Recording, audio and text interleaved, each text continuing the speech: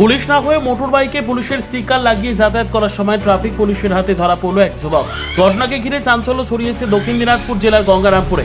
জানা গিয়েছে মঙ্গলবার বেলা 1টা নাগাদ গঙ্গারামপুর ট্রাফিক পুলিশের তরফে শহরের বিভিন্ন এলাকায় নাকা চেকিং চলছিল। সেই সময় গঙ্গারামপুর চৌপতি এলাকায় এক যুবক মোটর বাইক নিয়ে যাওয়ার সময় ট্রাফিক পুলিশের নজরে আসে মোটর বাইকের সামনে পুলিশের লেখা স্টিকার লাগানো ছিল। বিষয়টি নজরে আসতেই গঙ্গারামপুর ট্রাফিক ওসি প্রশান্ত কুমার দাস সহ অন্যান্য পুলিশ কর্মীরা বাইকটি আটকান।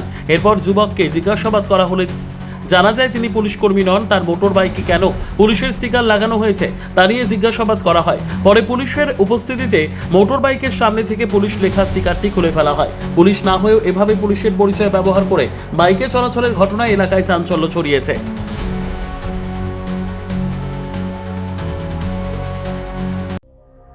সংবাদটি নিবেদন করছেন স্বস্তিলোক উৎসব ভবন, গঙ্গারামপুর, দক্ষিণ দিনাজপুর।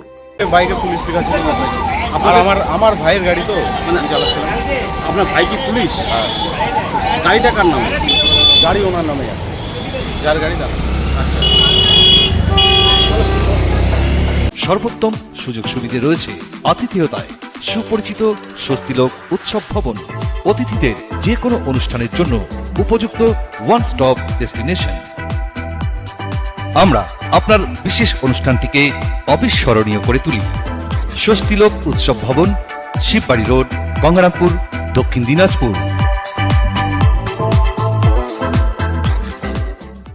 ব্যুরো রিপোর্ট, উত্তর বাংলা সংবাদ।